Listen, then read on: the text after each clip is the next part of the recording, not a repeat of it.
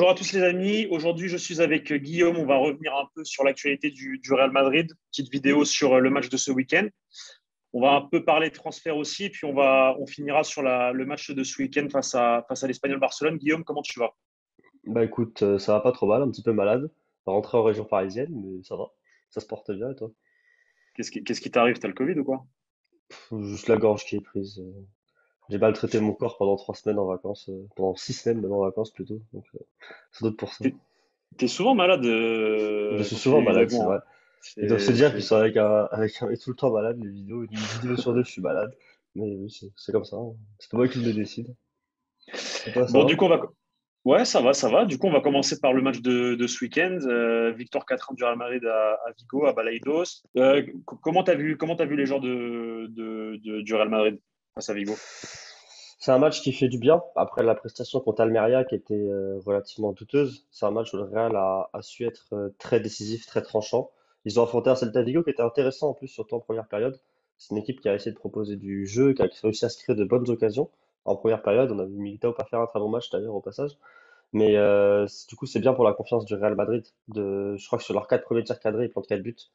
Et ça, voilà, c'est la marque du champion, c'est ce qu'on veut voir du Real cette saison, c'est du réalisme, de la finition, des contre-attaques éclairs. Quand l'équipe adverse a décidé de jouer au ballon, de savoir aussi le faire. Almeria, eux, avaient décidé de ne pas jouer au ballon et le Real avait eu un petit peu mal. Là, le Vigo jouait quand même relativement au ballon. En tout cas, ne disait pas non à la possession, ne disait pas non à des phases où ça faisait tourner la balle. Et le Real a su bien les contrer, a su bien en profiter, alors que le match commençait de manière un petit peu bourbier aussi. C'est 1-0, un partout rapidement sur penalty. Un peu comme d'ailleurs le match de l'an dernier à Balaïdos aussi, c'était pareil, c'était une histoire de Ouais, penalty aussi exact. l'an dernier. Ouais, c'est une Il y histoire de avait eu, je crois penalty, que ouais. c'était 3 penalties l'an dernier. Là, il y a eu 3 penalties Mm. aussi dans le match, même si le Real a ensuite alourdi la marque aussi. Mais en tout cas, c'est un bon match, c'est un meilleur match en tout cas. Je pense que le vestiaire est plus en confiance qu'après la prestation contre Almeria. Meilleur match aussi de Tchouaméni, du coup, qui va potentiellement remplacer cette saison Casemiro qui est parti. Meilleur match de Camavinga, les deux Français, donc les deux franchises du Real. Moi, j'ai senti Tchouaméni un peu plus calme, posé, comme s'il avait moins la pression vu que Casemiro venait de partir. Et Camavinga, un peu plus dans son rôle habituel, en fait. Il a réussi pas mal de passes, pas mal de percées, des récupérations, bon à l'anticipation, comme souvent. Tu parles d'un Celta Vigo intéressant. Moi, je suis d'accord avec toi d'un point de vue offensif, mais d'un point de vue défensif, je pense que ça va être compliqué Il y pour eux avait des cette grands saison, hein. trous. C'est ça, Il y a c'est des, ça il y que a j'allais rebondir là-dessus, c'est défense qu'ils ont eu beaucoup d'espace. Camavinga comme Tchouaméni ont eu de l'espace pour s'exprimer, Et sans parler Vinicius. et Vinicius aussi évidemment, même Vinicius côté Valverde. gauche avec Hugo Mais Mayo qui a je sais pas quel âge il a, je crois qu'il a mon âge ou plus vieux même. Doit avoir 32, 33, il faudrait vérifier. Mais le bon vieux Hugo Mayo qui était un très bon espoir espagnol, il a du mal. Yago Aspas qui est sur la fin. C'est vrai il n'a pas fait un qu'offensivement, mauvais match, hein. Koundé, il n'a pas fait un mauvais match, mais Koundé, voilà, offensivement, ça veut jouer, ça veut se créer beaucoup d'occasions. Mais il y a derrière au milieu de terrain et derrière défensivement, c'est compliqué. Là, on a vu beaucoup Euh, d'espace. Mais Camavinga, par exemple, on a quand même a fait un bon match parce qu'il a pu profiter d'espace, tu vois, alors que contre ouais, Almeria, il bien faisait pas un sûr, bon match parce qu'ils n'arrivaient pas à se le créer. Puis Ferland bien Mendy sûr. n'aidait pas non plus dans le match contre Almeria. Enfin, c'était juste beaucoup, beaucoup plus bouché. Et du coup, bah, les joueurs ont pas su aller au-delà de ça. Et il a fallu les changements, il a fallu un exploit individuel avec le coup franc d'Alaba notamment pour débloquer la situation. Là, c'est un match qui était plus simple à manœuvrer pour le Real au vu de ce que l'adversaire a proposé, mais le Real a quand même su être réaliste parce qu'ils, comme je t'ai dit, ils en plantent 4 sur leurs 4 premiers tirs cadrés. Ça leur a permis d'être complètement à l'abri toute la rencontre, alors que c'était un match qui aurait pu potentiellement être un peu bourbier parce qu'en face, ils ont quand même réussi à se créer plusieurs occasions. En première mi-temps, en tout cas, ouais. En première mi-temps, et à partir du moment où le Real avait marqué le deuxième, là, c'était le festival derrière. Mais oui, et effectivement, contrairement au match face à Almeria, qui était une équipe beaucoup plus fermée, donc beaucoup plus compliquée pour trouver la faille et l'espace. Là, en face, tu avais une équipe voilà, beaucoup plus ouverte, qui proposait du jeu, et du coup, forcément, en contre-attaque, ça allait beaucoup trop vite avec Valverde et Vinicius. Casemiro, qui part à Manchester United, ça a été la bombe du week-end. Euh, Grande surprise. Bon, visiblement, selon ce qu'il a dit, il avait réfléchi déjà juste après la victoire en finale de Ligue des Champions Comme quoi, voilà, c'était la fin d'une étape pour lui au Real Madrid et qu'il voulait un nouveau challenge. Bon, qu'est-ce que tu en penses, toi, vous avez fait une vidéo, sur Casemiro, mais voilà, très rapidement, ton avis sur le départ de Casemiro et forcément, ça ouvre une porte à Tchouaméni, le transfert du Real Madrid. Oui, bien sûr, on en a parlé en long et en large avec Victor dans une vidéo qui est finalement toujours à jour, puisqu'on parlait du potentiel départ de Casemiro, pardon, et il est juste acté. Après, maintenant qu'il est acté, je vois un petit peu plus quand même la valeur marchande et économique pour le Real Madrid de ce départ, surtout qu'ils ont dit que l'argent elle serait réinvesti dans le stade et pourrait potentiellement débloquer des enfin, dans tous les cas, c'est très sain financièrement de récupérer 70 millions sur un joueur de 30 ans et plus. Casemiro, je pense que j'ai du mal à voir un challenge sportif pour lui quand même là-bas toujours, hein. Je suis pas extrêmement content qu'il finisse dans le bourbier qu'est Manchester United en ce moment, parce que j'aurais préféré que le joueur soit dans un challenge peut-être plus intéressant, ou en tout cas meilleur sportivement. Il joue même pas la Ligue des Champions, comme je l'ai déjà mentionné dans l'autre vidéo. Après, voilà, il y a aussi un choix financier. Lui, lui, dans sa tête, choix financier, mais aussi lui, dans sa tête, il rejoint un club historique. Oui, oui, bah, c'est un Il y grand a ce club, bien truc-là sûr. aussi. Et Et le meilleur championnat du monde aussi. forcément, c'est le meilleur championnat du monde. Et il veut remonter la pente dans un club vraiment historique. Et voilà, pourquoi pas regagner la PL avec Manchester United. Ça fait combien de temps qu'ils n'ont pas gagné la PL, Manchester United? 2013. Quasiment 10 ans, hein. Ça fera 10. Ça va Bah, faire 10 ans. ils vont pas la gagner cette année, hein, donc Ils ça ne vont fera pas la 10 gagner. ans. Mm. Elle Donc, est belle cette ouais. annonce. Parce que s'ils Ah, la mais gagnent en fin d'année, elle est magnifique. Je leur sortirai sur ah Twitter. bah là, si Manchester United gagne la Première Ligue cette saison, J'y crois pas non plus. franchement, ce serait le plus belle ligne de palmarès de Casemiro et Cristiano Ronaldo vu tout ce qui les Ouais, c'est entoure. clair. Et du coup, tu as parlé Mais d'un point de vue économique, le Real Madrid donc, est plutôt sain. Du coup, ça équilibre les ventes. Je crois j'ai regardé un peu les chiffres. On est à un peu plus de 100 millions vendus pour 80 millions achetés. Donc, le Real est dans le ouais, vert.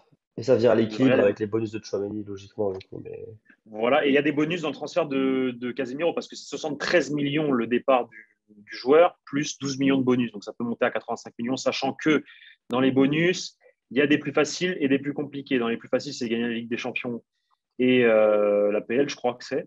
Et dans les plus faciles, du coup, c'est un nombre de matchs joués ouais, avec Manchester United, enfin, voilà, des trucs un peu plus bidons. ça c'est des bonus quasiment automatiques dans tous les cas, vu la Voilà, longévité et le fait qu'ils sont peu blessés, tout ça, Casemiro.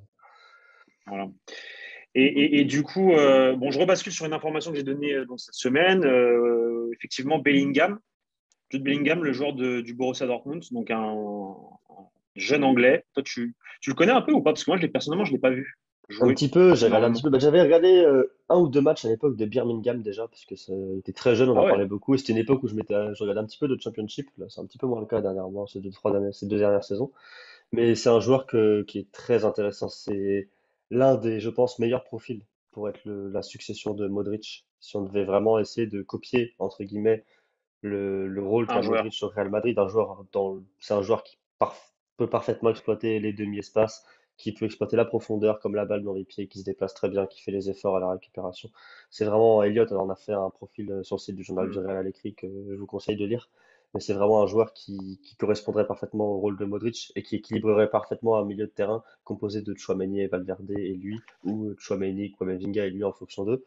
Après, moi, j'espère que ce sera pas ce mercato-là qui sera recruté parce que le Real, pour moi, a assez de milieux de terrain pour la saison prochaine. Et pour moi, Modric a Ça encore une serait, saison dans c'est les ça, jambes, au minimum. on vous laisse le tweet, on vous laisse l'information, mais ça serait pour l'été 2023, c'est la cible pour l'année prochaine. Sachant que, moi, si je devais faire un pari, Tony Kroos, je ne suis pas sûr qu'il continue l'année prochaine. Il lui reste une saison et c'est lui qui décidera s'il continue ou pas. Là, il est Voilà. en fin de Donc, contrat cette saison, c'est il ça? est en fin de Ou contrat. C'est c'est ça, cette dernière année, là, 2023, tout ça se comme termine. Et Modric, c'est lui. Modric, il y a plus de chances qu'il prolonge d'une année de plus. Il mais y a il des aura un rumeurs rôle. déjà comme quoi. Il va peut-être avoir un rôle réduit un jour quand même. Enfin, pour Bah, l'instant, il est ça, toujours performant, mais tant qu'il est performant, on ne peut oui, pas oui, bien dire sûr. qu'il. Tu vois, au final, Mais il fait des gros matchs. Regarde, ce week-end, il fait un match incroyable. Il bien te marque sûr, un bien but sûr, de bien malade. sûr. Donc, tu peux pas trop savoir. Puis au final, si le mec il est performant, même s'il a 40 ans, bah, tu joues les gros matchs, hein, Ouais, parce que c'est bien sûr. l'expérience. Mais dans ce cas-là, Mais Bellingham par sera un contre, petit peu bouché, par contre, du coup. Si non, mais Modric c'est ça le continue. truc. Ouais, mais du coup, tu as peut-être potentiellement le départ de Tony Kroos. Donc, tu as une place qui se libère et là, il y a une place à prendre. Hmm. En tout cas, pour cet été, là, pour le moment, moi, comme je vous le répète depuis le mois de juin, il y a ces opérations dégraissage. Alors, oui, effectivement, Casemiro est parti, mais du coup, avec l'arrivée de Tchouaméni, et puis tu as Ceballos aussi qui est là. Donc au final, les postes du milieu de terrain, c'est bouché. Les comptes, les comptes du Real Madrid sont au vert, mais moi, encore une fois, j'ai la sensation que s'il y a quelque chose qui se fait cet été, il faut que d'abord tu aies Mariano et ou Asensio qui partent. Mm. Parce que tant que tu as ces deux joueurs-là, l'effectif est complet. Ouais, c'est ce que j'ai L'effectif est lu. complet. C'est J'ai vu 22-23 passer, joueurs. j'ai vu passer une info. Je me rappelle plus de la source, mais j'ai vu passer une info sur Twitter comme quoi l'argent de Casemiro ne servirait pas à acheter qui que ce soit Bah, sur ce mercato. dans un premier temps, je pense pas. Je pense que ça va voilà, servir à équilibrer les comptes. Mm. Et si le Real Madrid doit se positionner sur un joueur offensif, moi, je dis pourquoi pas, juste après le mondial, on sait que le Real Madrid aime beaucoup les Coupes du Monde Mm. et achète souvent en fonction d'eux. Donc là, il y a un mondial au mois de novembre-décembre. S'il y a une pépite qui explose, et si le Real Madrid ne recrute pas avant, donc à voir ce qui se passera. En tout cas, encore une fois, si il n'y a pas de départ de Mariano et ou Asensio, c'est très compliqué pour que le Real Madrid se positionne sur un attaquant cet été. Donc voilà le point info, le point actu. Du coup, demain, tirage au sort de la Ligue des Champions. Tu as une petite envie pour le Real? Moi, j'aimerais bien Benfica, tiens. Bah écoute, j'aimerais bien Ça Benfica joue au aussi, comme ça ballon, hein. je pourrais retourner aller chez Dalous avec une bonne raison d'y aller cette saison. Donc Benfica, ça pourrait être sympa, surtout que Benfica, ça joue très bien cette saison, donc ce sera un Ça joue au match très ballon, hein. plaisant à regarder. Et ce serait J'ai pas un regardé le match match hier, facile, hein. vraiment pour le Real Non, pas Madrid, du ce tout. serait vraiment pas un match facile. T'as vu la première mi-temps, ça joue très bien au ballon, Benfica, hein. J'ai vu la première mi-temps, ça joue énormément bien au ballon. Euh, Plein de petites passes. Vraiment, c'est genre un peu style tiki-taka. Joe Mario, il a Ouais, une vraie patte. Joe Mario, il a une vraie patte. Enzo Fernandez, c'est impressionnant. Neres, Les deux ailiers, Rafa et Neres, incroyable. Non, franchement, ils ont une belle équipe. Une belle équipe.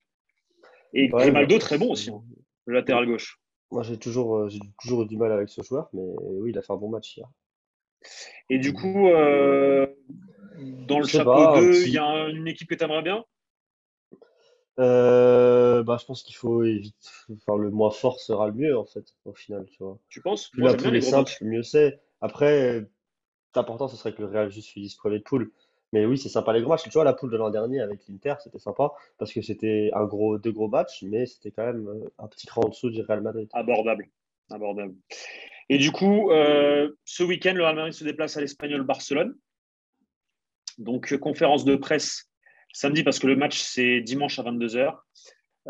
Rodrigo est revenu hier à l'entraînement. Je ne sais pas si aujourd'hui, j'ai pas regardé les informations aujourd'hui. Je sais pas si je pense que voilà, il était encore dans le groupe aujourd'hui. Bon, comment tu vois ce match? Selon Marca, Kamavinga et Tchouaméni seraient de nouveaux titulaires. Il faut être dans la continuité des deux derniers matchs, non? Même des trois derniers matchs avec la Supercoupe.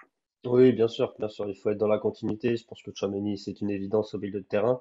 Kroos, visiblement, ne sera pas rétabli. Tu sais ça mieux que moi, mais j'ai cru comprendre Il que est c'était malade un encore, petit il a peu la plus grippe. long, ouais. Que ça allait être pas le cas pour ce week-end. Donc, je pense que tu alignes le même 11 en fait, finalement, si tu peux, tout simplement. Même 11 Tu alignes et le si même Rodrigo peut 11. jouer aussi, hein, avec Ouais, côté si droit, Rodrigo pour faire peut souffler un peu entrer en jeu. Valverde, tu vois. Une petite entrée en jeu peut-être, Oui, Valverde. J'ai même pas si c'est un jeu. J'ai pas l'impression que c'est un joueur qui a besoin de souffler. Valverde, j'ai l'impression ouais, c'est vrai qu'il peut qu'il. toujours aller au charbon. Donc oui, je pense que j'aligne le même 11. Raoul de Thomas ne sera pas là ce week-end, donc c'est plutôt une bonne nouvelle pour le Real Madrid. À voir donc le 11 de cette équipe. En tout cas, voilà, bon, dans la continuité des deux premiers matchs de Liga, objectif 3 sur 3, troisième victoire en 3 matchs pour le Real Madrid. Et puis bon, il faut que Karim Benzema marque un but parce que Lewandowski, il a déjà marqué un doublé. Il a laissé son penalty à Eden Hazard. Il aurait pu marquer 2 buts. Il va falloir qu'il soit un peu plus, qu'il pense un peu plus à sa pomme qu'aux collègues de Ouais, l'ami bah, Karim mais Benzema. bon. Après, est-ce une priorité? Le plus important, c'est gagner la Liga, hein. C'est pas que Benzema soit le meilleur Complètement. buteur. Après, c'est vrai que ce serait beau quand même qui battent Lewandowski, alors qu'il y a Bah, bien quelques sûr. années, on parlait que Lewandowski était des années-lumière au-dessus de Benzema parce que Benzema ne plantait pas en championnat et tout ça.